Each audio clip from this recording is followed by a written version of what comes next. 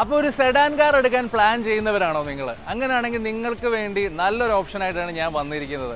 അതായത് നമ്മുടെ 2018 മോഡൽ ഫോർഡിൻ്റെ ഫിഗോ ആസ്പെയർ പെട്രോൾ ഓട്ടോമാറ്റിക് ആണ്. സോ ഇതൊരു 2018 മോഡൽ ഫിഗോ ആസ്പെയർ ടൈറ്റാനിയം എന്ന് പറഞ്ഞ വേരിയൻ്റ് ആണ്. അത്യാവശ്യം എല്ലാ ഫീച്ചേഴ്സും വരുന്നൊരു വണ്ടിയാണ്.